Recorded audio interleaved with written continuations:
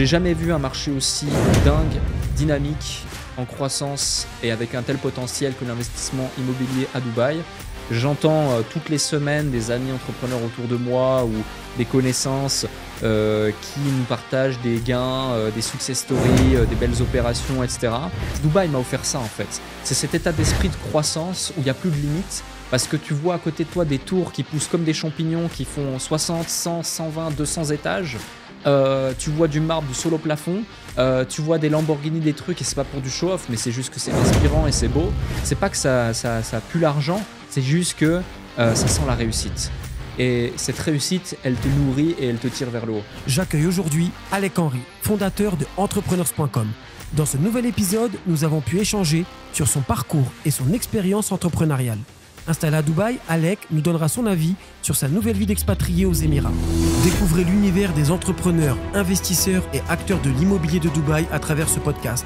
Rejoignez-nous pour des interviews percutantes avec des invités de premier plan qui partagent leurs secrets, leur expérience et leur vision pour réussir dans cette ville audacieuse et en constante évolution. Préparez-vous à être inspiré et motivé par les opportunités infinies que Dubaï offre aux esprits créatifs et ambitieux. Je suis Mounir Ejdal, welcome to Insider. Bonjour Alec. Salut Mounir. Merci d'avoir accepté l'invitation. Merci à toi. Donc Alec, tu es le fondateur de Entrepreneurs.com. Exact. Voilà, donc j'aimerais te présenter à notre audience. Donc on va commencer par cette première question. Présente-toi s'il te plaît. Yes, avec plaisir. Encore une fois, merci pour l'invitation. C'est un plaisir d'être ici. Pour me présenter rapidement, déjà un message d'espoir à toutes celles et ceux qui nous écoutent et qui se disent « Ah tiens, l'entrepreneuriat c'est bien, je sais que tu es aussi entrepreneur avant tout ». Moi, rien ne me prédestinait à l'entrepreneuriat, rien ne me prédestinait à réussir. À la base, je suis un cancre à l'école. J'habitais au fin fond d'une campagne en Suisse où il y a plus de vaches que d'habitants. Donc, tu vois, c'est pour te dire, je viens de très très loin par rapport à aujourd'hui Dubaï. Et à l'école, on me disait que j'allais tout rater, ce que j'allais entreprendre dans ma vie. J'étais vraiment pas le plus studieux ni le plus talentueux. Au bout d'un moment, je me rends compte par différents moyens qu'il y a des façons alternatives de gagner sa vie, pas simplement par le schéma traditionnel, le système qui nous impose un carcan dans lequel on doit faire de bonnes études, avoir de bonnes notes pour avoir un bon job et puis peut-être un bon salaire derrière. Et donc je démarre, je teste deux, trois choses. Comme tout le monde, à un moment donné, je tape sur Internet comment devenir riche, comment gagner de l'argent sur Internet, etc. Et là, je me rends compte qu'il existe des possibilités. Ces possibilités, je les essaye, donc le trading, le e-commerce, et j'en passe. Même le MLM qui a été aussi une industrie qui m'a offert un tremplin parce que j'étais quelqu'un d'extrêmement timide, pas forcément confiance en moi, incapable de faire un exposé devant quiconque, même ceux avec qui j'ai passé toute mon enfance. Et au fur et à mesure du temps, j'ai pris confiance en moi.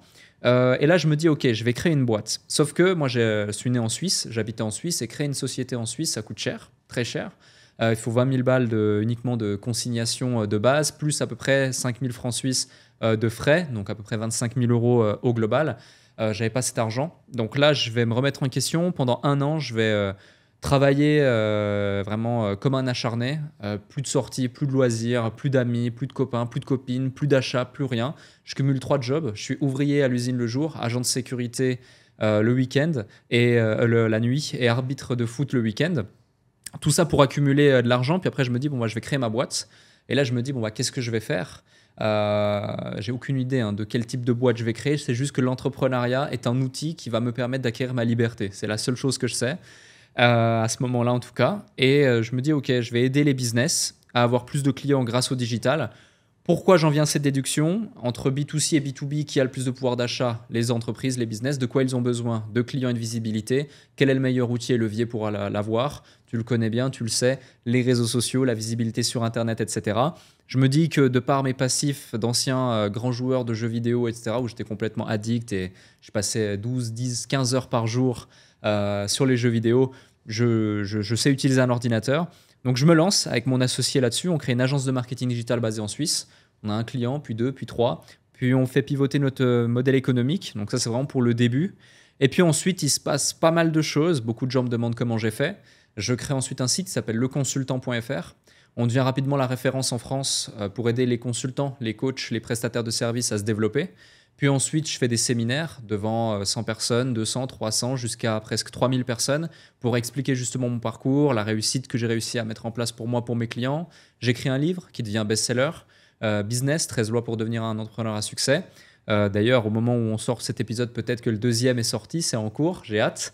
En 2019, décembre 2019, là, je prends conscience que c'est bien d'aider les coachs, consultants et prestats de services, mais qu'en fait, dans mon quotidien, j'aime aider les entrepreneurs en général. Donc là, on rentre dans 3 mois de négociations intenses avec quelqu'un aux États-Unis qui est un broker de nom de domaine qui possédait entrepreneurs.com depuis 23 ans. Pour au final, en avril 2020, lancer le mouvement entrepreneurs.com. Aujourd'hui, c'est 12 000 clients accompagnés. C'est le mouvement numéro 1 en francophonie pour aider les entrepreneurs. C'est un écosystème de 6 boîtes qui convergent les unes aux autres avec une boîte de production, des agences marketing, du consulting, du conseil. On a même une structure de comptabilité et commissaire aux comptes. Donc voilà, ces 9 années d'expérience entrepreneuriale m'ont permis d'acquérir certaines compétences et une certaine prise de hauteur sur le marché de l'entrepreneuriat en général. J'ai habité en Suisse, j'ai habité à Londres et aujourd'hui je suis à Dubaï et très heureux d'être ici avec toi pour cet épisode. Bah écoute, on a beaucoup de points communs justement, surtout sur la partie dont on vient de nulle part finalement et on arrive quelque part. Et ce quelque part aujourd'hui c'est Dubaï. Ouais. Et est-ce que tu peux nous expliquer un petit peu comment finalement tu es arrivé à Dubaï et surtout quelles sont les opportunités que tu as pu découvrir ici à Dubaï? Ouais, très bonne question. Alors, comment je suis arrivé ici? Le premier point, c'est que, comme dit, moi je viens de loin, l'univers Dubaï, etc., d'extérieur. J'ai jamais eu d'a priori négatif parce que je suis quelqu'un de base d'extrêmement ouvert d'esprit. Mais par contre, on entend toujours des échos à gauche, à droite. Et pour ça, je vais te raconter une petite anecdote assez drôle. Moi, ça fait environ 4-5 ans que je viens à Dubaï. J'étais ici pour des séminaires, donc je venais 2-3 jours. Quand tu viens, t'es invité pour un séminaire, on te montre que le meilleur du truc. Donc à chaque fois, j'étais waouh, génial, trop bien. Les beaux hôtels, les bons restos, le yacht, les photos, les vidéos, le lifestyle, etc. Donc c'était chouette. Et puis, à un moment donné, j'habite à Londres. C'était en 2020. Et j'ai un associé, un de mes meilleurs amis, qui me dit « Écoute, il faut que tu viennes 3 semaines chez moi à Dubaï, garder mon chien. » Parce que voilà, c'est compliqué de déplacer en Europe quand tu as un chien, etc. ici. Moi, je lui dis avec grand plaisir parce qu'il habite au 50e étage dans un penthouse absolument ouf. Donc, je me dis « C'est parfait, 3 semaines de vacances dans un lieu sympa. » Et j'ai pas voulu rentrer. En fait, j'ai pas voulu rentrer. Donc, j'ai prolongé mon séjour par un Airbnb, puis un autre, puis un autre. Et là, j'appelle mon associé qui était encore à Londres. Et si tu veux, je lui dis, écoute, tu fais ce que tu veux. Mais moi, en tout cas, c'est sûr que là, je renouvelle pas mon bail à Londres. Je déménage à Dubaï le plus vite possible, c'est sûr. Et lui, il me dit, non, moi, j'aime pas du tout Dubaï. Il n'était jamais venu. Ça m'intéresse pas du tout. J'aime trop Londres, les parcs, et ci et ça. Et Dubaï, c'est que bling bling, c'est ci, c'est ça. Ça m'intéresse pas. Ok, pas de problème, mais moi, j'irai en tout cas. Je le rappelle 24 heures plus tard. Et il me dit, ouais, alors c'est bon, j'ai envoyé la lettre pour mon bail. Je déménage à Dubaï, moi aussi. D'ailleurs, toi, tu y vas en décembre. Moi, j'arrive en septembre. Et j'étais absolument choqué. Et aujourd'hui, il ne se verrait vivre nulle part ailleurs que Dubaï. Et 100% des gens qui ont eu des a priori négatifs à un moment donné et qui sont venus ici se sont rendus compte en fait que Dubaï, on en parlera j'imagine dans quelques instants, est une ville juste incroyable pour l'entrepreneuriat. Et même au-delà de l'entrepreneuriat, la qualité de vie que t'offre cette ville est dingue. Et ils ont bien compris ça. D'ailleurs, c'est un business model à part entière. Et voilà, donc je suis venu ici à Dubaï pour garder un chien à la base, suite à différents allers-retours de séminaires, et je n'ai jamais voulu repartir. Donc je suis reparti pour chercher 2-3 affaires, mais je suis revenu très rapidement ici. Incroyable. Bah, écoute, c'est vrai que moi, j'accompagne beaucoup d'investisseurs également, donc beaucoup de gens qui viennent ici une première fois pour s'installer ou investir. Ouais. Mais toutes ces personnes ont forcément eu un a priori à un moment donné sur Dubaï négatif. Alors, je ne sais pas si c'est dû aux réseaux sociaux, si c'est dû peut-être à la mentalité. Mais alors, j'en parlais moi plusieurs fois justement avec des clients ou même des amis tout simplement. Et je pense que les médias ont un vrai pouvoir sur cette information qui est donnée de Dubaï à travers la France. Mais si on regarde bien, quelles leçons aujourd'hui on peut en tirer? On peut en tirer que là où on pensait que ce n'était pas un pays tolérant, en tout cas une ville tolérante, on se rend compte que tu as plus de 200 nationalités avec différentes religions. En termes de sécurité, tu peux poser ton sac, tu peux te balader avec une montre, une Rolex, une RM. Chose qu'on ne peut pas faire partout. Alors, chose que je ne ferai plus, en tout cas, à Paris, puisque moi, je viens de Paris. Ouais. On se rend compte que, tu sais, ce système un peu, on disait que Dubaï, c'est esclavagiste, etc. En fait, c'est le stéréotype. Voilà. Ouais. Et d'ailleurs, c'est pour ça que je t'invite aujourd'hui, justement, c'est parce que tu as cette expérience de la Suisse, du coup, et pas de la France, mais ça se rejoint puisque ça reste l'Occident et donc l'Europe. Et aujourd'hui, tu es à Dubaï et donc tu as, je pense, une expérience à partager à nos auditeurs. Ouais. Et ma prochaine question va concerner l'entrepreneuriat. Donc pour toi, qui es entrepreneur, quelles sont les compétences requises pour être un bon entrepreneur, que ce soit à Dubaï ou ailleurs d'ailleurs? Ouais, c'est une excellente question. Alors, il y en a beaucoup. Mais au-delà des compétences, c'est plus une sorte d'état d'esprit, une philosophie, limite un art de vivre. C'est-à-dire que, tu vois, de la curiosité, par exemple, un esprit déductif, de la persévérance, de la détermination. Typiquement, aujourd'hui, même si j'ai su mettre en place des systèmes et on peut voir une certaine réussite sur les réseaux sociaux, il faut savoir que voilà, aujourd'hui, je me lève encore à 6h30 tous les matins. À 7h, 7h15, j'ai ma routine, je démarre ma journée de travail. Je la termine en général entre 21h et 23h, voire plus. Je travaille 6 jours, voire 7 jours sur 7. Je pense constamment au business. Mes équipes, c'est pareil. Et ça, c'est la réalité, en fait. Et il y a peu de gens qui sont prêts à... En fait, il y a beaucoup de candidats pour très peu d'élus. Mais la réalité, c'est qu'il y a peu de gens qui sont prêts à payer le prix des efforts nécessaires pour aller chercher le reward, pour aller chercher la récompense.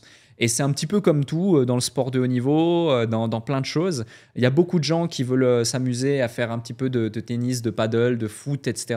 Mais il y en a peu qui vont être les champions du monde. L'entrepreneuriat, c'est pareil. Si tu veux être le champion du monde de ton domaine et aller chercher des gros scores, il faut faire les sacrifices pour en face. Donc au-delà des compétences, c'est vraiment un art de vivre et un état d'esprit que j'ai pu identifier sur un panel quand même de plus de 12 000 clients. Donc, ce n'est pas uniquement sur mon expérience personnelle. Mon quotidien, c'est avec mes équipes d'aider justement les entrepreneurs à se lancer et à se développer, que ce soit des gens qui démarrent de zéro ou certains qui font déjà des gros chiffres, du 100 000, 500 000, 1 million, 5 millions par mois de chiffre d'affaires, voire des boîtes cotées en bourse. Donc, on a cette expérience et cette visibilité globale sur l'entrepreneuriat qui fait que ce n'est pas une compétence qui te démarque, c'est un état d'esprit. Et la passion, je pense. Et la passion également, qui est aussi un état d'esprit. Et la passion, c'est plus ce truc qui va faire la différence et qui va te différencier des autres. Tu vois, typiquement, pourquoi je vais passer un bon moment avec un agent immobilier plutôt qu'un autre? C'est parce que la passion qu'il va me transmettre au travers de sa façon de me faire visiter le bien, d'identifier mon besoin, de me conseiller de la bonne façon, de me follow-up de la bonne façon également derrière, d'écouter réellement ce que j'ai à lui dire et de prendre en considération peut-être non pas juste ce que je lui dis, mais mon environnement. Peut-être que j'ai des enfants, peut-être que j'ai une femme, peut-être que j'ai des contraintes X, Y et Z qu'il faut prendre en considération. Et là, boum, le petit message qui fait plaisir. Ah tiens, j'ai pensé à toi. Tac, j'ai aussi ce bien qui est arrivé, j'ai ce truc, c'est de la passion. Pareil quand tu fais de la production vidéo, pareil quand tu fais du conseil, pareil quand tu fais n'importe quoi. La passion, tu l'as bien dit. Ça me fait penser un petit peu, tu sais, alors j'avais 20 ans et j'avais économisé un petit peu d'argent. Ouais. Et je voulais absolument acheter à l'époque, c'était la Golf 4. Et j'aurais pu aller dans n'importe quel Volkswagen. À part que je suis allé dans le Volkswagen le plus loin de chez moi. Okay. Et c'est exactement ce que tu es en train de dire actuellement. C'est que j'ai choisi finalement la personne qui était la plus à même de répondre à toutes mes questions, la plus disponible pour moi, puisque tu sais, tu es entrepreneur et je sais que tu as fait également des formations. Ouais. Et à un moment donné où tu as le closing et tu as ce client qui va te poser beaucoup de questions et c'est les dernières questions qui vont t'emmener au closing. Et moi, j'ai eu toutes ces questions, tu sais, toutes les questions de doute, faire appel à un ami, faire un 50-50, appeler un chat, appeler un chien. Et ce gars-là a répondu à toutes mes questions et j'ai finalement acheté ma Golf. Ouais. T'as eu assez confiance pour passer à l'action. Voilà, mais c'est exactement ça. Et d'ailleurs, toi, en tant qu'entrepreneur aujourd'hui, comment tu choisis les projets sur lesquels tu vas entreprendre ou travailler? Alors, c'est une excellente question aussi parce que mon modèle économique à l'époque, il a évolué. D'abord, j'ai eu une agence de marketing où on aidait donc les business compte de la prestation de service. Exemple, tu veux de la pub Facebook, 7 ans par mois, etc. Puis, on a changé complètement ce modèle économique parce qu'on s'est dit, mais il y a un truc qui ne va pas. On fait gagner énormément d'argent à nos clients et pourtant, on gagne 2-3 000 euros par mois par client. Ça ne va pas. Donc, on a changé de type de clientèle, une clientèle qui était à même d'accepter qu'on allait prendre un pourcentage sur le bénéfice parce qu'elle dégageait énormément de marge. C'est là qu'on a découvert notamment le monde du business en ligne et de la formation en ligne. Donc, en fait, on s'occupait de toute la phase marketing. On prenait 50% des bénéfices générés par notre travail auprès de ces clients-là. Et là, on est passé de facture mensuelle à 2-3 000 euros à facture mensuelle à plusieurs dizaines de milliers d'euros et des choses vraiment très intéressantes.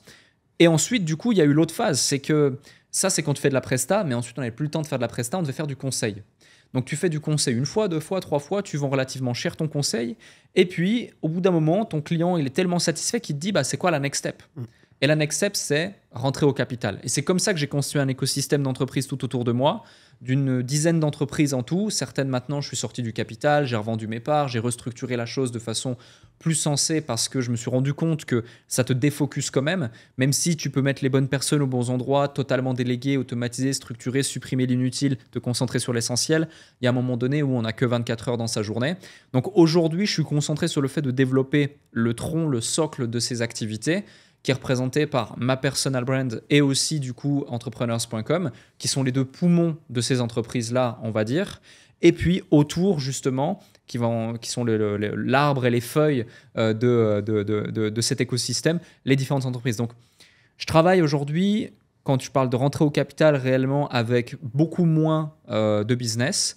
En revanche, sur du coaching, du consulting, de l'accompagnement, c'est quasi toute typologie de business, que ce soit du service, que ce soit de la prestation, que ce soit des business e-commerce, du business en ligne, du business physique, peu importe, même des startups, on est en capacité de les accompagner, on a structuré des méthodologies pour pouvoir les accompagner. Et justement, en parlant de ça, quelles sont pour toi les leçons les plus importantes que tu as apprises au fur et à mesure des années, sachant que maintenant tu as une certaine expérience, et donc ça, je pense que c'est quelque chose qui peut intéresser beaucoup d'entrepreneurs, en tout cas qui veulent se lancer. Le produit. Vraiment le produit, l'offre, la qualité et le fait de faire de la satisfaction de tes clients une obsession, littéralement. Moi, j'ai une maxime qui m'a suivi depuis maintenant 2017, c'est promettre moins, délivrer plus. Et j'étais obsédé par ça. C'est-à-dire que tu promets un programme, je te donne un exemple avec un programme de formation de 15 heures avec un coaching de groupe, et livre 30 heures de coaching de groupe et même de l'individuel s'il faut, pour être sûr que ton client ait les résultats, soit satisfait, te recommande, et derrière tu crées une image qui a vraiment de la valeur sur le long terme. Ça marche avec tout type de business, et vraiment ceux qui se démarquent aujourd'hui, c'est ceux qui vont faire de leur produit une obsession. Il faut comprendre que le marketing ne suffit plus. Et c'est pas ton marketing qui fera ton produit, c'est ton produit qui fera ton marketing, ou ton produit qui permettra à tes leviers marketing de vraiment fonctionner. Tu vois, exemple, aujourd'hui, je sais qu'on en parlait tout à l'heure, tu utilises beaucoup la visibilité sur les réseaux sociaux. Tu pourrais être le plus visible du monde si tu ferais mal ton travail, tu ne serais pas un agent immobilier où les gens apprécient justement travailler avec toi, ça se saurait au moins aussi vite que tu n'es visible et que tu n'es présent. Bien sûr. Alors que si justement ton offre c'est accompagner les individus par rapport à leur projet d'investissement immobilier quel qu'il soit, si tu remplis parfaitement ces cases et que les gens sont satisfaits, ça va amplifier cet effet de levier de ta visibilité et tu vas pouvoir convertir plus facilement, plus rapidement, plus de gens, avoir plus de satisfaction et de recommandations. Ça fonctionne pour tout type de business, c'est vraiment le produit, l'offre. Alors moi aujourd'hui, si tu veux, dans mon business, donc je fais beaucoup de personal branding, je suis très présent sur les réseaux sociaux, que ce soit sur Instagram, que ce soit sur Facebook. En référencement, tu sais, il n'y a pas plus tard qu'une semaine, j'ai un gars qui fait une visite avec une agence immobilière anglophone, donc une des plus grosses de Dubaï, qui tape agence immobilière Dubaï, un truc bidon en français. Et il nous appelle, du coup il vient tout de suite chez nous et on a dû trouver un bien pour ce client très rapidement puisqu'il était dans l'urgence. Mais moi mon souci aujourd'hui, alors ça c'est une vraie question que j'ai à te poser, c'est qu'il y a moi mais il y a aussi les équipes. Donc nous on est dépendant des équipes. D'accord ? C'est-à-dire que tu me dis si je fais moi mal mon travail, mais moi mon travail je le fais finalement puisque j'ai cette acquisition, j'ai cette image, j'ai cette présence. Et on est carré à tous les niveaux et dans tous les services. Mais comment toi tu pourrais aujourd'hui en tout cas essayer d'expliquer ou essayer de donner des conseils à une personne comme moi ou comme n'importe qui a une entreprise et qui est en tête d'affiche avec un gros personal branding, mais qui dépend aussi finalement de ses équipes, puisque l'agent immobilier, c'est pas moi. Moi, je suis l'entrepreneur qui a créé l'agence immobilière avec les connaissances, le savoir et l'expérience que j'ai transmis du coup à mes équipes. Maintenant, on est 25 dans l'entreprise, un peu plus maintenant, mais des couacs, ça arrive. Et ces couacs ne dépendent pas de Mounir, mais dépendent de temps en temps, peuvent dépendre des agents ou d'un employé pour une autre entreprise. Alors, comment on pourrait trouver une solution à ça pour toi ? Ouais, c'est hyper pertinent. Encore une fois, tu poses de bonnes questions, franchement. Elles ont bien été préparées. Bravo. Du coup, pour te répondre, j'étais au capital d'une agence immobilière en France, qui s'appelait Prudensia Immobilier, pardon. Okay. On couvrait toute la France. Et puis, tu vois, exactement pour ce type de problématique, entre autres, aujourd'hui, on ne couvre plus que les Hauts-de-France, le nord de la France, les Hauts-de-France.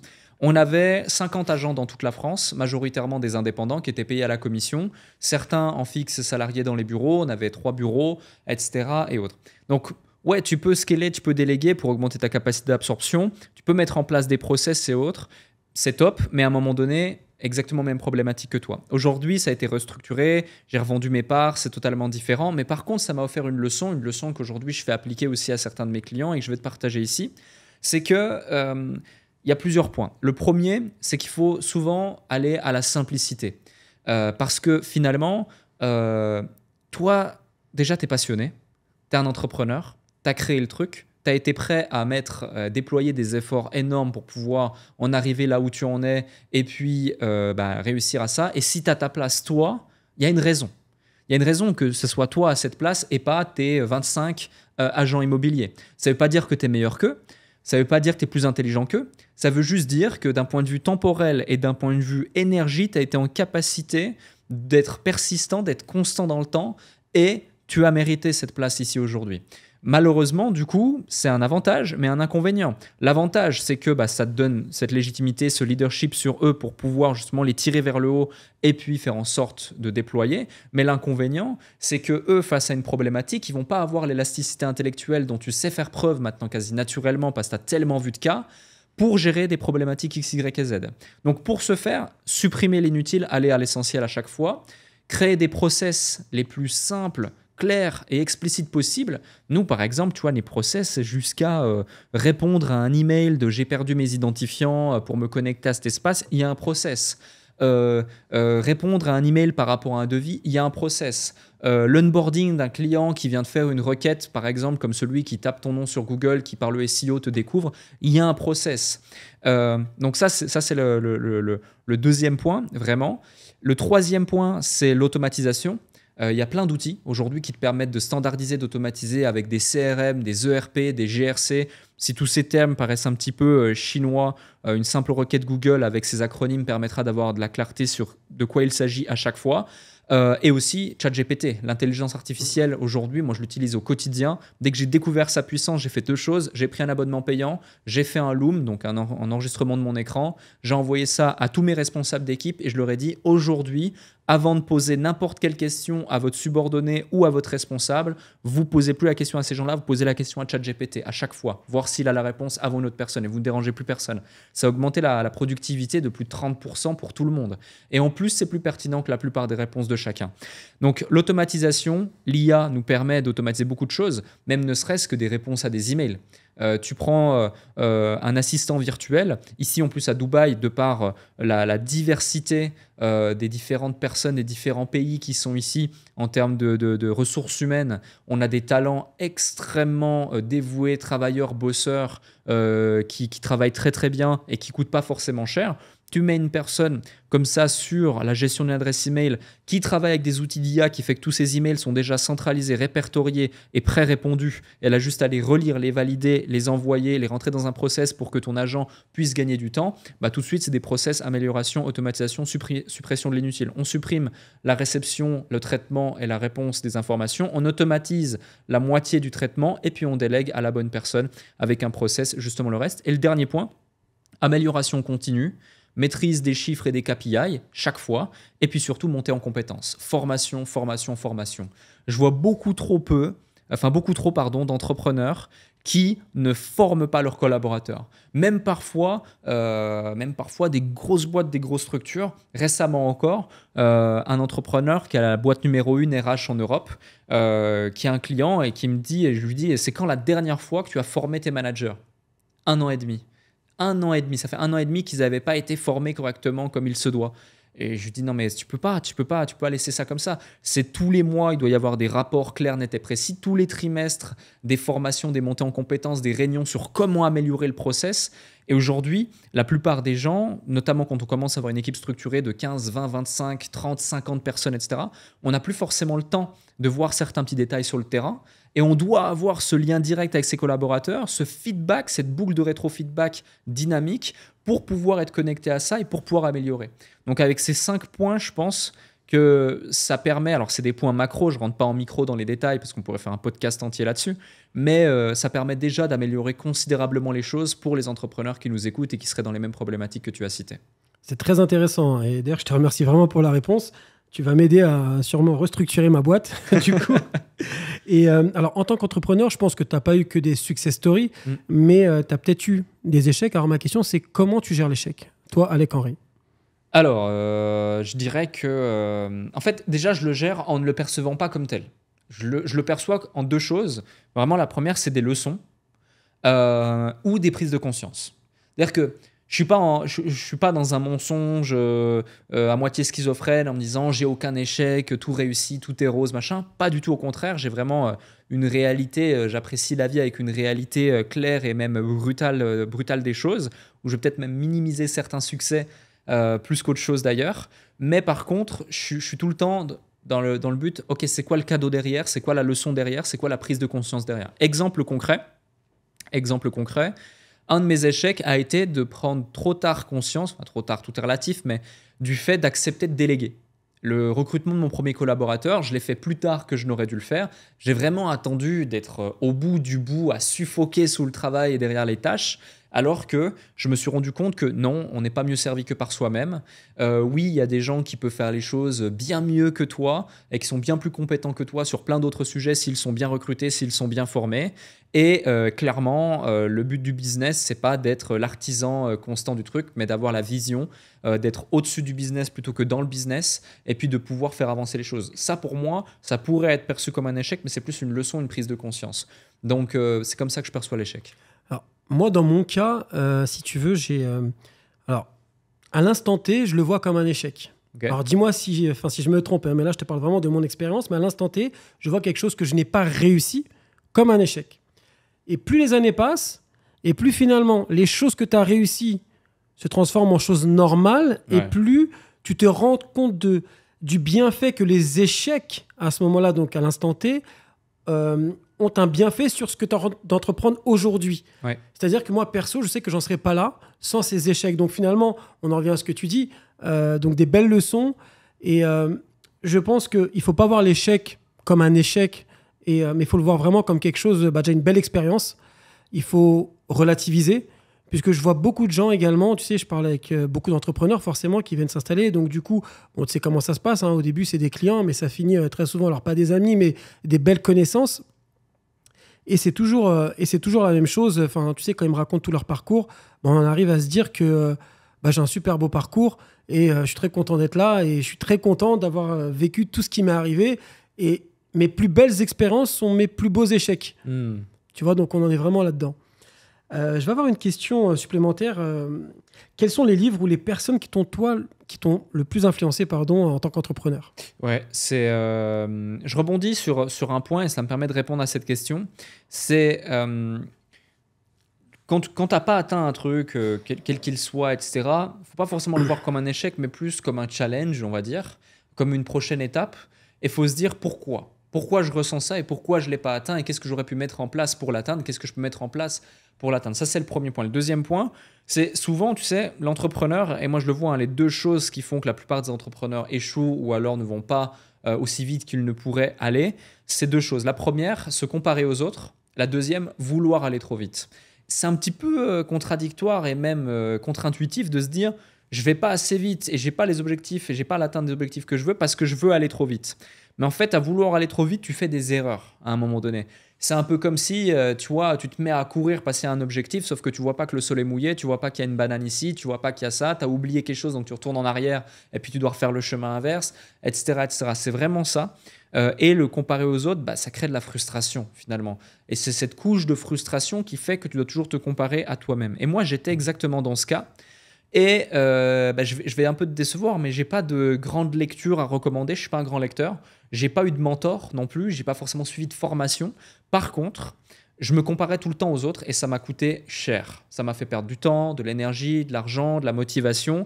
Et j'aurais pu, je pense, aller encore plus loin, être encore plus loin aujourd'hui, même si en toute humilité, j'ai encore beaucoup de choses à faire par rapport à mes objectifs, par rapport à mon parcours de vie. Mais j'aurais pu être encore plus loin. Et j'ai fait un exercice simple, c'est que j'ai écrit un livre.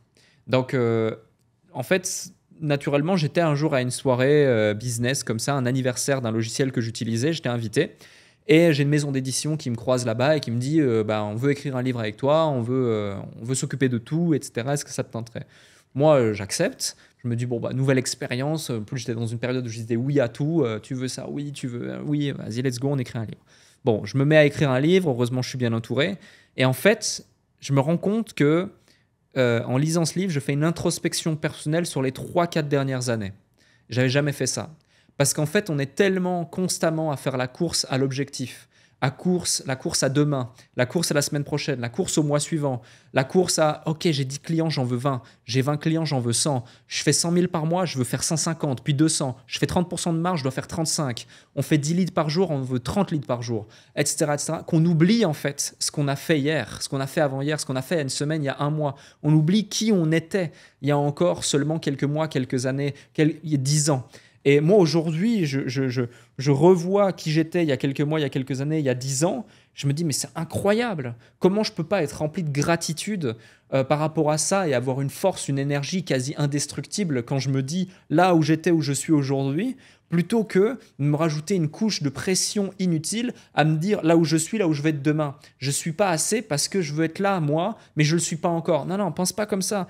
Pense, je suis ici aujourd'hui, j'étais là-bas hier, c'est incroyable le chemin que j'ai parcouru et donc le chemin que je peux encore parcourir si je continue comme ça. Et je pense que c'est plutôt ça. Donc moi, en tout cas, mon meilleur exercice, mon meilleur livre, il n'y a pas besoin d'être une personne extraordinaire ou d'avoir un parcours XYZ ou un truc à raconter pour écrire son propre livre, sa propre histoire. N'importe qui écoute ce podcast, je l'invite à écrire son livre, à commencer à faire une introspection sur lui-même, qui il était il y a 5 ans, qui il était il y a 3 ans, il y a 1 an, il y a quelques mois. Et s'il n'est pas fier de son changement, ça lui donnera un déclic de lui dire maintenant, sors-toi les doigts des fesses, mets en place les actions pour, prends les décisions pour être une personne dans 5 ans, dans 3 ans, dans 1 an, dont tu seras fier de te dire waouh, je l'ai fait, c'est incroyable. Du coup, je rebondis sur ce que tu disais. Tu n'avais pas prévu de venir à Dubaï. Ouais. Et tu es venu à Dubaï. Exact. Tu t'y es installé. Tout à fait. Ça fait 1 an et demi. C'est magnifique. Comment vois-tu Dubaï dans 20 ans ? Alors, dans 20 ans, on sera en 2043. Donc bon, déjà, projet de Dubaï 2040, j'ai hâte. Moi, j'adore les parcs, j'adore marcher. Donc, Dubaï Green, la ville la plus verte au monde, quand tu vois ce qu'ils sont en train de mettre en place, les projets, moi, j'adore. J'ai lu, je ne sais pas si tu as lu le livre du Sheikh, Dubaï CEO, qui est vraiment un livre à lire, typiquement. Enfin, en tout cas, j'en ai lu peu, encore une fois, mais celui-ci, je l'ai lu, j'avoue. Qui est extraordinaire. Tu comprends la philosophie du type qui est juste dingue. C'est pas juste un dirigeant, c'est vraiment un entrepreneur de A à Z. Et je vois Dubaï comme étant une entreprise encore prospère dans les 20 prochaines années. Le marché de l'immobilier, bien sûr, il y aura des hauts, il y aura des bas. Mais ce que je peux dire, c'est que c'est une ville qui apprend de ses erreurs et qui apprend aussi des erreurs du monde.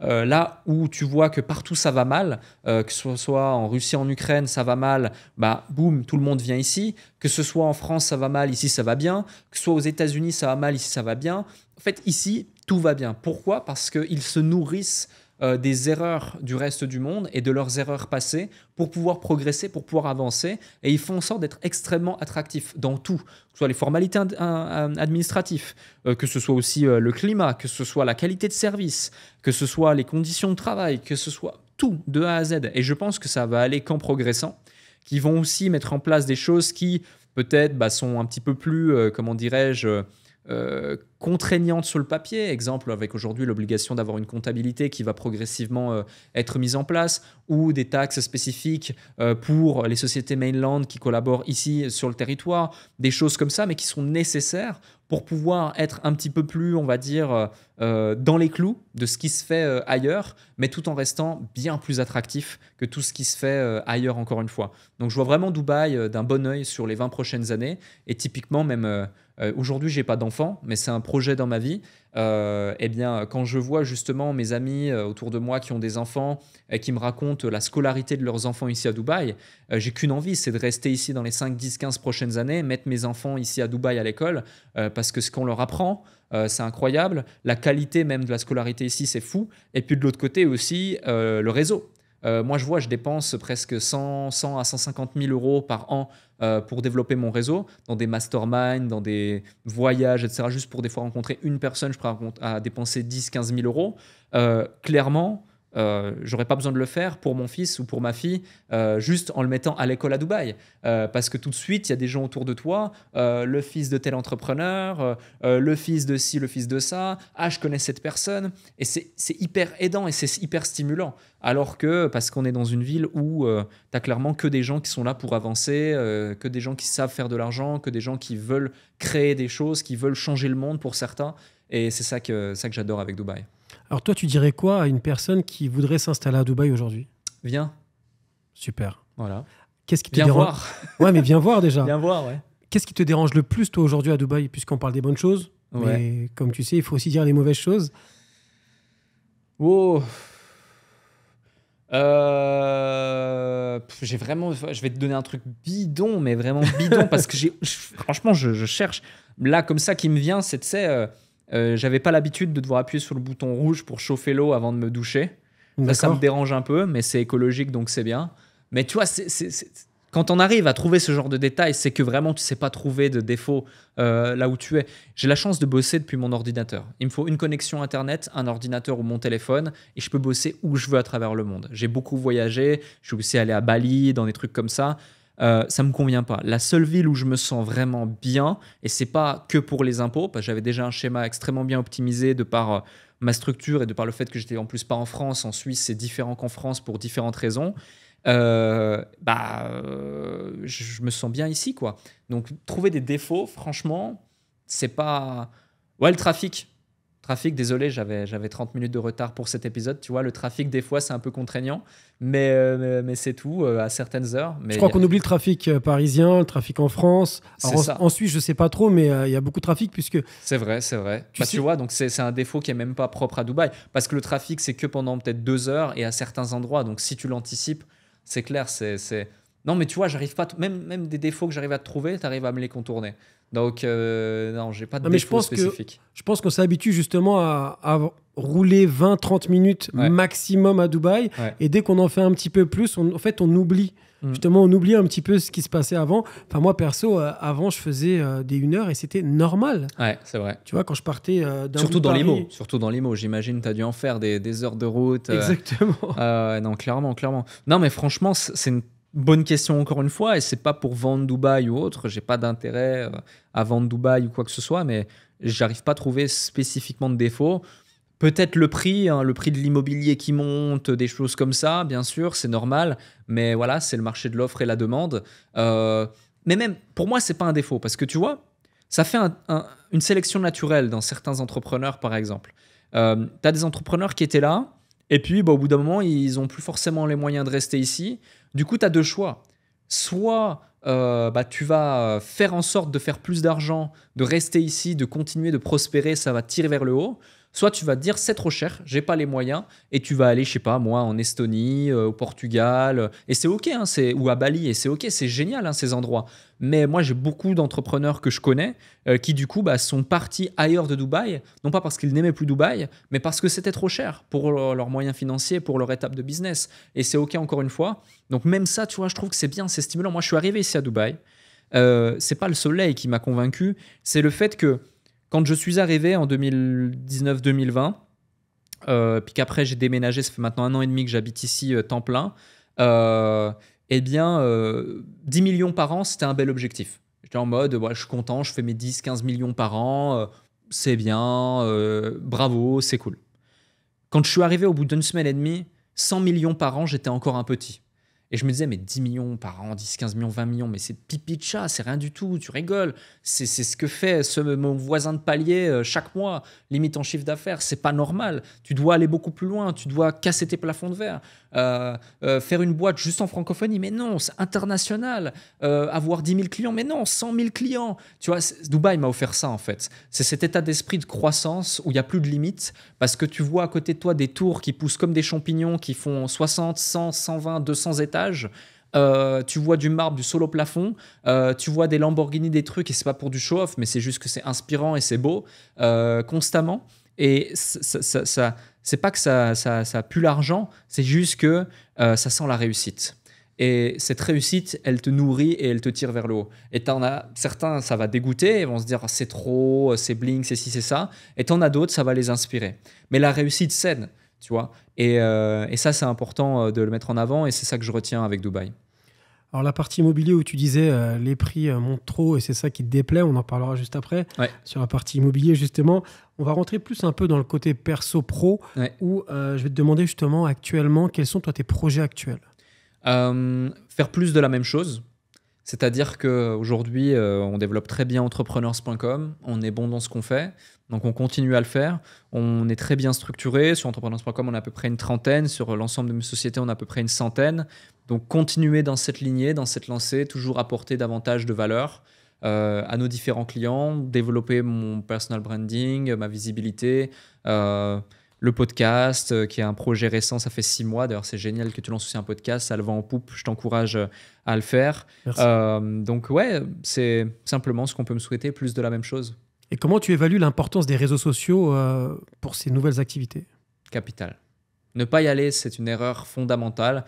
C'est un petit peu comme, enfin, j'ai même pas d'exemple. C'est une évidence. C'est évidence même, tu vois, être sur les réseaux, créer de la visibilité. Alors, faut pas le faire pour le faire. Faut le faire intelligemment, stratégiquement.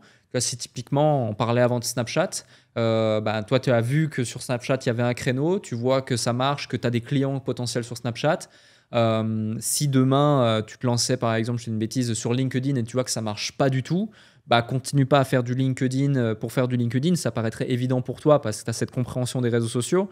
Mais pour certains, c'est pas évident et ils se disent je vais me lancer dans tous les réseaux sociaux d'un coup sans se poser la question de où est mon client, enfin qui est mon client déjà, où est mon client, qu'est-ce qu'il consomme comme contenu, qu'est-ce qu'il a envie de voir sur ces réseaux, comment créer de l'interaction avec lui, comment créer de la trust et du coup le faire passer à l'action. Donc moi je dirais indispensable, mais il y a certains codes qu'il faut respecter, dont ceux que j'ai cités et d'autres. Tu m'as dit que tu t'es lancé dans les podcasts, donc le déclic, c'est ça, que je suis d'ailleurs, et j'ai suivi beaucoup d'émissions. Quel est pour toi l'impact aujourd'hui donc, de cette nouvelle trend finalement, donc les podcasts dans ton côté entrepreneuriat, dans ton business? Est-ce que ça a un réel impact? Est-ce que tu commences à ressentir vraiment quelque chose de différent? Ouais. Alors, moi, le podcast, je l'ai relancé parce que c'est un outil qui est simple. À la base, tu vois, on pourrait faire du podcast chacun chez soi avec juste le micro de notre ordinateur, sans 3 caméras, 2 super micros, tout un système. C'est vraiment accessible à tous. Les barrières à l'entrée sont faibles. On se concentre du coup sur la qualité du contenu, la qualité des intervenants et la ligne éditoriale. Et ça, c'est vraiment intéressant parce que du coup, ça vient déporter la création de valeur ailleurs et sur des choses qui font du sens, c'est-à-dire le fond plus que la forme, et la forme n'est que la cerise sur le gâteau. Donc, c'est la raison pour laquelle j'ai lancé. Ensuite, opportunité business, pour le moment, ça m'en a apporté quelques-unes, mais pas tant. Et c'est dans mon intention primaire. C'est-à-dire que mon intention primaire, c'est apporter de la valeur gratuitement sans attendre de retour derrière et mettre en lumière mes intervenants plus que moi. Et mes intervenants, eux, oui, ça leur apporte énormément de visibilité, énormément de valeur, énormément de chiffre d'affaires aussi pour certains qui vendent quelque chose directement. Donc, mon objectif est atteint par rapport à ça. Par contre, ça te crée une notoriété supplémentaire, une identité de marque. Et oui, clairement, aujourd'hui, ça a amplifié mon spectre de visibilité comme jamais parce que autant tu vois une image, un truc sur les réseaux, une pub qui passe, une vidéo par-ci, par-là, ça dure quelques secondes de ton attention. Par contre, passer 1h30 plusieurs fois dans le mois avec quelqu'un, à l'écouter, parler, poser des questions, exprimer son avis, et là, par exemple, toi, c'est intéressant, tu ne fais pas que poser des questions, par exemple, tu rebondis sur certaines choses. Ça, c'est hyper important aussi, c'est une bonne chose. Eh ben, les gens, quand ils vont passer à plusieurs reprises 1 heure, 2 heures avec toi, écouter 1, 2, 3, 4, 10 épisodes, ils vont limite avoir l'impression de te connaître, de devenir un de tes amis, et ils vont construire une sorte de relation de confiance avec toi qui fait que ça va effectivement générer des opportunités, business ou autres. Et pour ça, je trouve le podcast extrêmement intéressant. Aujourd'hui, tu es investisseur, si je ne dis pas de bêtises. Quelle est ton approche avec l'investissement immobilier? Puisque bon, il y a d'autres types d'investissements, mais quelle est toi ton approche avec ce type d'investissement aujourd'hui? Alors, pas forcément à Dubaï, ça on en parlera juste après, mais ton approche à toi. Ouais. Alors pendant longtemps, moi, l'investissement immobilier, je le voyais pas forcément d'un mauvais œil, mais comme un défocus. Et tu vois, par exemple, moi, j'ai pas voulu investir en France, malgré le fait qu'on accompagnait les gens à investir en France. Mon associé, lui, a voulu investir en France en tant que client de notre agence pour voir le process de l'intérieur. Du coup, il s'est dit, vas-y, je vais le faire. Il a acheté 2 immeubles. Moins d'1 an plus tard, il les avait vendus. C'était un défocus, ça lui prenait du temps. Ouais, tu peux tout déléguer, ouais, tu peux mettre de la gestion locative, mais il y a toujours des trucs. Et puis tu as toujours ce petit truc en tâche de fond qui dit est-ce que si, est-ce que ça, machin, et là tu reçois un email, là, machin. Et moi, j'investis mon argent que dans ce que je connais, que dans ce que je maîtrise. Je connais quoi et je maîtrise quoi, c'est mes business. Je sais faire de l'argent avec mes business. J'investis de l'argent, c'est comme une machine à sous. Je mets 10, ça fait 100, je mets 100, ça fait 1000, etc., etc. Alors, pas du tout dans ces échelles de valeur, bien sûr, mais donc c'est pour ça que la plupart de mon argent, je l'investis dans mes business, un petit peu en bourse, dans des ETF IMO, par exemple, où là, j'ai fait des choses, ou en crypto. Mais en immobilier pur, là, maintenant, tout de suite, au moment où je te parle, je n'ai pas forcément des locataires dans des biens ou des choses comme ça. Par contre, des opérations de flipping sur plan ou des choses comme ça peut être super intéressant, super attractif et tu peux effectivement faire de très, très belles opérations. Mais au-delà de ça, je ne suis pas forcément la personne la plus pertinente pour te dire ouais, j'ai un parc de 50 biens immobiliers ici, là et ailleurs. Non, ce n'est pas ma vision, mon optique. J'accompagne beaucoup de gens dans ce domaine-là, même encore là, un client qui est le numéro 1 en Suisse dans l'investissement immobilier. Donc, je vois ça au quotidien. On met en place même des projets autour de ça. Donc, je connais ces secteurs, mais plus dans un axe entrepreneurial pour ma part que d'investisseur. Et comment tu vois d'ailleurs le marché immobilier de Dubaï et quelles sont pour toi les opportunités d'investissement? Ça fait 1 an et demi que tu es là et j'aimerais avoir ton ressenti justement sur ça puisque c'est vraiment intéressant d'échanger. Ouais, elles sont complètement dingues. J'ai jamais vu un marché aussi dingue, dynamique, en croissance et avec un tel potentiel que l'investissement immobilier à Dubaï. J'entends toutes les semaines des amis entrepreneurs autour de moi ou des connaissances qui nous partagent des gains, des success stories, des belles opérations, etc. Donc ça, c'est le côté positif. Le côté moins positif, qui est aussi un côté positif finalement et qui est un message qui est même bon pour toi, c'est qu'il faut absolument, je pense, être accompagné par des professionnels ici. C'est la base. Enfin, moi personnellement, même habitant ici, connaissant l'investissement immobilier, connaissant le business, sachant négocier, parlant plusieurs langues, ayant dans mon entourage des gens qui peuvent parler parfaitement le russe, par exemple, si besoin, ou n'importe quel type de langue, et ayant un réseau qui pourrait m'aider, ça ne me viendrait même pas à l'idée une seule seconde d'investir tout seul, de ne pas être accompagné par des professionnels pour poser ma stratégie, mettre en place le cadre autour de ça. Et puis, vraiment, faire les choses, trouver le bien, identifier les choses, etc., etc. En tout cas, c'est mon point de vue, c'est ma vision. Tout comme je ne viendrai pas à vouloir investir en bourse et m'improviser trader un dimanche matin comme ça en regardant 2 tutos sur YouTube. C'est pas possible parce que c'est les économies d'une vie parfois, c'est les économies de plusieurs années de labeur et il faut prendre ça vraiment très au sérieux. Au-delà de l'aspect gain potentiel, il faut aussi voir l'aspect risque potentiel. Et rien que pour cet aspect risque potentiel, il faut avoir un management du risque qui est poussé. Donc oui, on peut faire beaucoup d'argent, c'est certain. Mais il faut prendre les bonnes décisions, il faut être bien accompagné. Parce que j'ai aussi entendu 2-3 histoires où ça s'est un peu moins bien passé. C'est normal, dans l'investissement, il y a un risque. Mais tu peux minimiser le risque, voire quasiment l'éliminer si tu es bien accompagné. C'est ma vision de l'immobilier à Dubaï. Si tu veux, donc dans notre entreprise, nous, on accompagne des investisseurs et on leur permet donc de choisir la casquette d'investisseur, puisqu'à Dubaï, donc, tu vas avoir les possibilités de faire du rendement, donc du cash flow, mais également de faire des opérations de plus-value, d'achat-revente, que tu as dû entendre. Ouais. Aujourd'hui, on entend beaucoup trop d'agents immobiliers s'exprimer sur des retours sur investissement incroyables, que la plupart du temps, ils n'ont jamais fait. J'ai fait faire des belles opérations, c'est vrai, mais j'ai fait faire des opérations normales. Alors, normales qui est... Enfin, je vais t'en citer une. Normal pour Dubaï, mais quand même supérieur à la moyenne en Europe, etc. Ouais, voilà. Moi, je pense que faire 20-30% de retour sur investissement sur un flipping, c'est bien. Toi, t'en penses quoi? C'est excellent.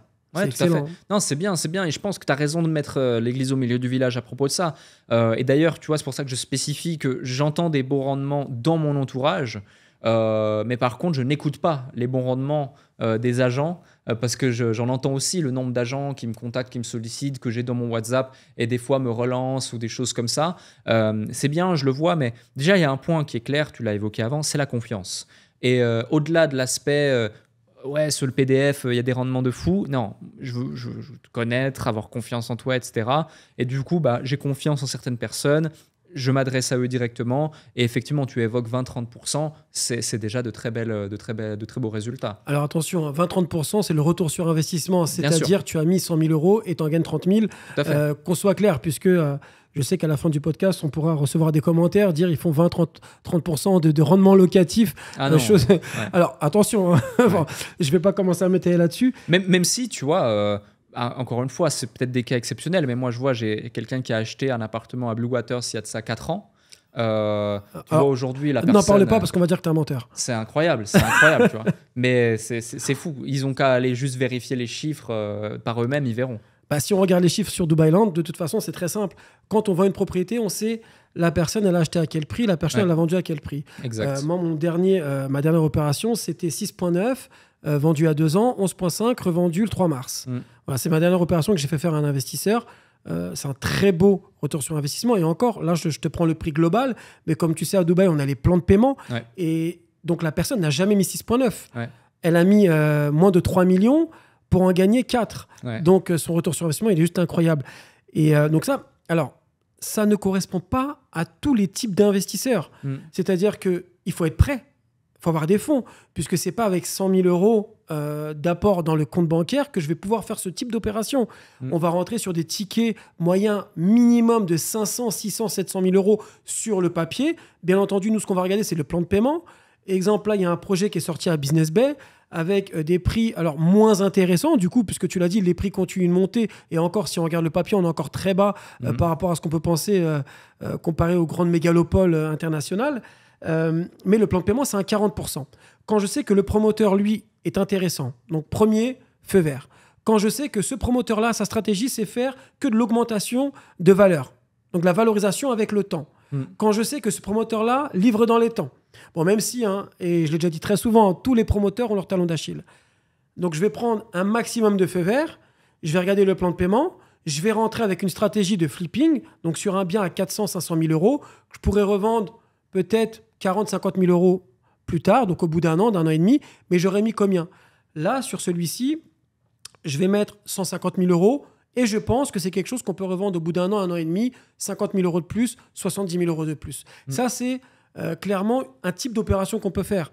Après, ce n'est pas tout le monde qui est prêt pour ça. Bien sûr. Tu as des personnes qui sont prêtes pour du rendement, qui veulent du rendement, qui veulent développer de la un patrimoine, bien sûr. Développer un patrimoine, puisqu'ils veulent qu'à un moment donné, dans leur vie, à 40, 45, 50, 60 ans, ils veulent avoir du cash flow, avoir 10, 15, 20 000 euros à ne plus rien faire, à être tranquille. Complètement. Et justement, nous, notre accompagnement actuellement chez DRN, donc c'est mon entreprise, mon agence immobilière, c'est de travailler plus sur la personne. Donc finalement, nous, le projet, c'est la personne et non le projet en lui-même. Puisque nous, ce qu'on va faire, c'est une expertise. On va prononcer notre expérience. Tu sais, j'ai reçu un message. Bon, moi, dès que je reçois de toute façon des messages, je transfère à mes agents. Mais là, je reçois un message assez marrant juste avant que tu arrives. Et tiens, je vais sortir donc de mon fil conducteur pour te le lire. C'était pas prévu, mais on est en toute intimité et on va en parler. Un gars qui me dit, je réponds pas au téléphone, je travaille, je communique que par message. Alors, je lui dis, écoutez, si vous voulez investir dans un appartement à Dubaï, il va falloir répondre au téléphone. Je veux savoir ce qu'il y a avant de parler. Envoyez-moi les plans, les brochures, et après, si ça m'intéresse, on peut discuter. Ah oui, et il rajoute, tous les agents de Dubaï font ça, pourquoi pas vous? Alors justement, c'est ce qui me dissocie des autres. Je dis pas qu'on est les meilleurs, mais je dis qu'il y a certaines agences immobilières qui sont qualifiées, qui apportent une certaine expertise, certaines agences qui ont une expérience, et aussi, alors moi, je ne fais pas qu'entreprendre, mais j'ai également donc, cette entreprise, mais j'investis, et j'ai fait des belles opérations, j'ai fait du rendement, et j'ai fait également donc de l'achat-revente et de la plus-value. Je suis clairement dans le mindset très impulsif d'achat-revente. Je ne veux pas garder un bien plus d'un an. Déjà, au bout d'un an, je commence à saturer. Tu vois ? Et du coup, ça me fait rebondir sur ta prochaine question. Est-ce que toi, personnellement, tu as investi à Dubaï ? Pas encore, mais c'est en cours. Parlons-en. Non, mais c'est justement en cours un projet dans le sens où, si tu veux, pendant longtemps, pour moi, c'était un défocus.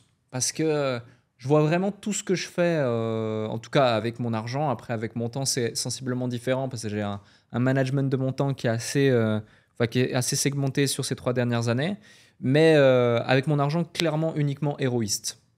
Et tu vois, par exemple, tu parles de 30% de rendement. Je sais que je fais plus de rendement dans mes business. De retour sur investissement, du coup. Exact. Ok. Sur l'achat-revente. Voilà, exact. Et moi, par exemple, je serais dans une démarche actuellement uniquement sur de l'achat-revente du flipping. J'ai aussi un tempérament assez dynamique. Et pendant longtemps, si tu veux, ça ne m'a pas du tout intéressé. Là, j'ai une opportunité de le faire avec quelqu'un, etc.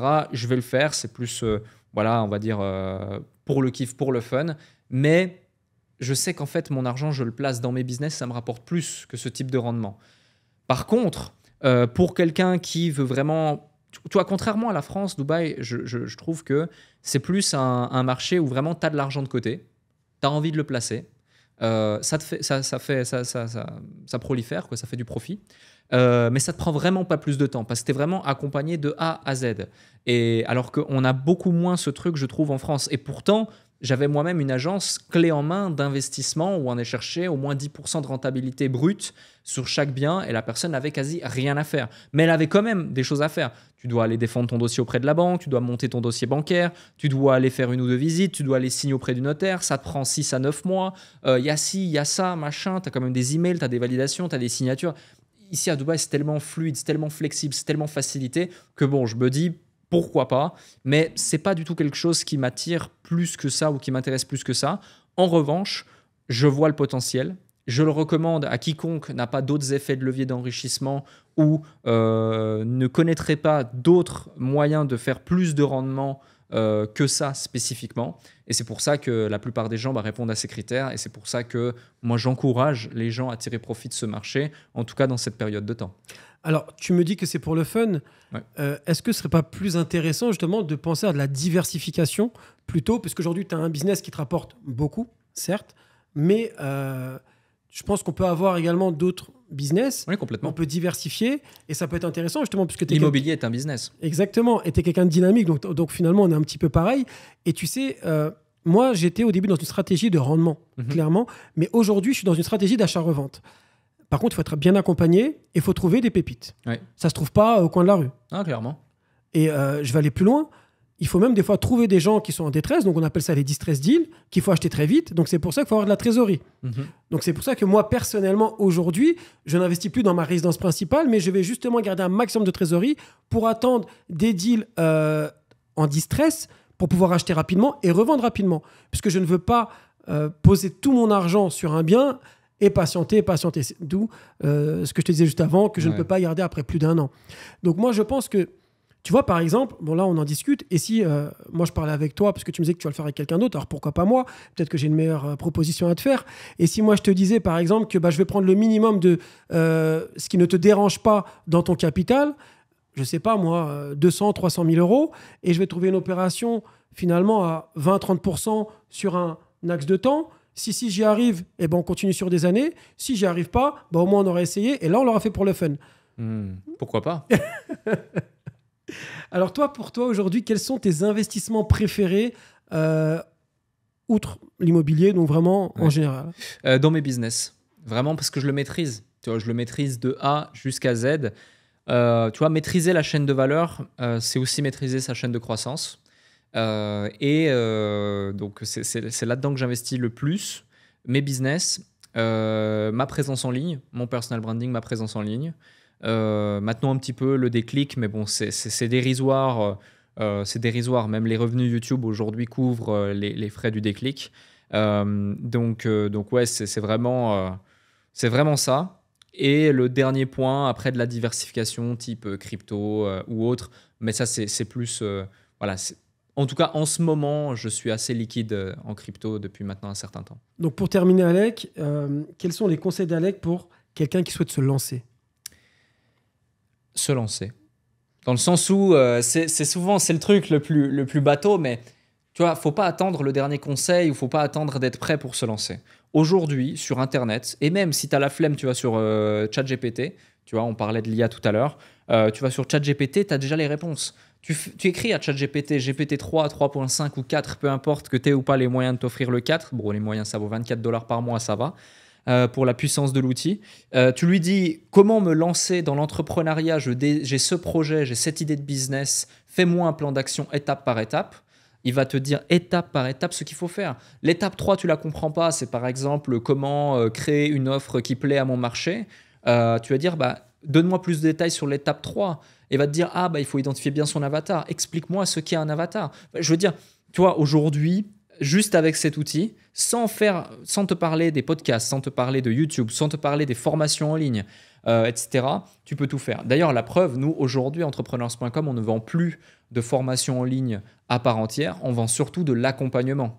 On a de la formation en ligne qui fait partie de nos accompagnements, certes, mais ce qu'on vend surtout, c'est des coachs compétents, certifiés, qui sont présents auprès des entrepreneurs et qui sont là pour les accompagner pendant un laps de temps donné qui fait que justement, ils vont savoir quoi leur dire, quoi leur faire faire, quand leur faire faire, quoi leur faire faire, etc., etc., pour aboutir à des résultats. Et c'est ça qui est important, je pense, aujourd'hui. N'attendez pas le meilleur conseil, n'attendez pas le meilleur moment, lancez-vous, ne vous posez pas de questions et vous verrez progressivement les résultats arriver. Je ne pense pas que tu as attendu le meilleur moment, que tu as attendu les derniers conseils pour te lancer, démarrer ta carrière. Moi non plus. On s'est donné les moyens d'eux, on a eu le courage d'eux, on est passé à l'action et puis on s'est pris un mur, deux murs, une baffe, deux baffes, un succès, une réussite, une marche, deux marches, trois marches. Après, des fois, tu as une opportunité, boum, tu quittes l'escalier, tu prends l'ascenseur. Puis après, tu redescends un peu et on avance, on progresse. C'est ça la vie, c'est ça l'entrepreneuriat, c'est un combat constant et permanent avec soi-même et il faut le comprendre. D'où le proverbe, n'attendez pas pour investir, investissez et attendez. Parfait. L'industrie ou les industries qui pour toi vont exploser? Il y en a tellement, mais là en ce moment, l'IA, elle va en poupe. Je pense qu'elle va complètement exploser et aider à révolutionner d'autres industries, certaines peut-être qui n'existent pas encore, d'autres qui existent et qui ont besoin d'un bon coup de pied dans la fourmilière, à exploser et à être révolutionnées à leur tour. La suite d'Alec Henry? Comme dit, plus de la même chose. Donc, entrepreneurs.com, les réseaux, Alec Henry, suivez-moi pour voir la suite. Merci d'être venu, Alec. Merci à toi. Et je te dis à très bientôt et bonne continuation pour cette année 2023. Pareillement, je te renvoie les vœux et merci en tout cas pour ça et continue sur cette lignée avec ton podcast. Tu as su poser les bonnes questions et j'ai hâte que ce beau podcast ait officiellement un nom également. Merci beaucoup. Ciao, À ciao. bientôt.